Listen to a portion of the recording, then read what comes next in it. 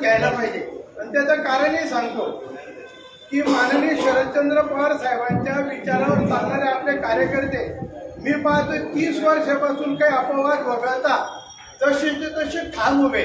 मला तर खरंच कौतुक वाटतं की त्यांना लवकर गुलाल उडवायला भेटत नाही, काही कामं होत नाही, तरी सुद्धा कार्यकर्ता विचारांचा इतका पक्का आहे की तो जसा तसा ठाम आहे। आपण त्यांच्या विचारांची निश्चित कदर करायला पाहिजे।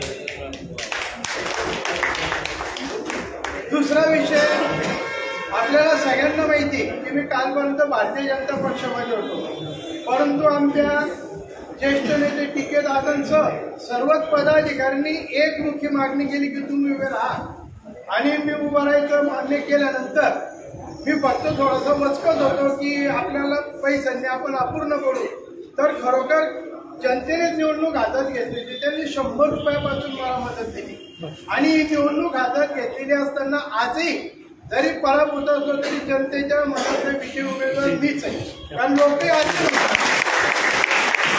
ते मत त्यांना मिळालेले मत तुमचे मिळालेले मत त्यांचे, आणि खरोखर आहे हे काय कपट कारस्थान त्यांनी केलं असेल ते आपण काही सर्वजण शोधू शकत नाही, परंतु माझी विनंती निश्चित राहील की पक्ष पातळीवर याचा आपण विचार करायलाच पाहिजे आणि तो विचार याच्यासाठी करायला पाहिजे। आता आपण पराभूत झालो म्हणून सगळ्यात पहिल्यांदा आपण आपली पराभूत प्रवृत्ती बाजूला ठेवा, मनोवृत्तीची बाजूला ठेवा।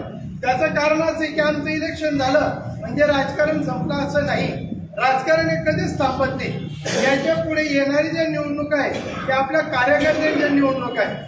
आज कार्यकर्ते आपल्यासाठी राबलेले, आता उद्या आपण त्यांना राबायची गरज आहे, तर त्याच्यासाठी जिल्हा परिषद असेल, पंचायत समिती असेल, नगरपालिका असेल, या सगळ्या निवडणुकांचं आपण आतापासून सूक्ष्म नियोजन करायला पाहिजे।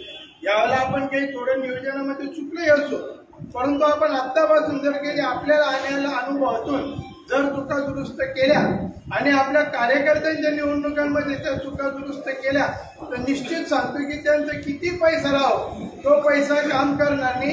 हे मी माझ्याहून पाहिलेले पैसे काम केलेलंच नाही, लाडकी बहीण सुद्धा फक्त दाखवण्यासाठी पुचकावणं होतं, खरं त्यांनी काय करायचं ते ईव्हीएममध्येच कपट कारस्थान केलेले, म्हणून ते पहिल्यांदा आपल्याला ते कपट कारस्थान उधळून लावणं महत्वाचं आहे। आणि आपण सगळ्यांनी जर कधी ह्याच पद्धतीने एकत्र राहिलो तर निश्चितच पैसा काही पूर्ण काम करत नाही, आपल्या कार्यकर्त्यांचंच खरी ताकद कामात येत राहते। आणि याला एक सगळ्यात मला चांगला आशावादी मुद्दा वाटला की तरुण खूप मोठ्या संख्येने आपल्या बरोबर जोडलेले होते। तर माझी विनंती एकच राहील की आपण आता गुपचूप पद्धतीने नेत्यांपासून कार्यकर्त्यांपर्यंत सगळ्यांनी जास्तीत जास्त संपर्क कसा राहील याच्यासाठी प्रयत्न करायला पाहिजे। आणि आगामी काळामध्ये जनतेच्या मनामध्ये ज्या प्रश्नांबद्दल असंतोष आहे तो प्रत्यक्षात प्रतीत कस का होईल याच्यासाठी आपण पक्ष पातळीवर प्रयत्न करायला पाहिजे। जसं कपाशीचे काही प्रश्न असतील,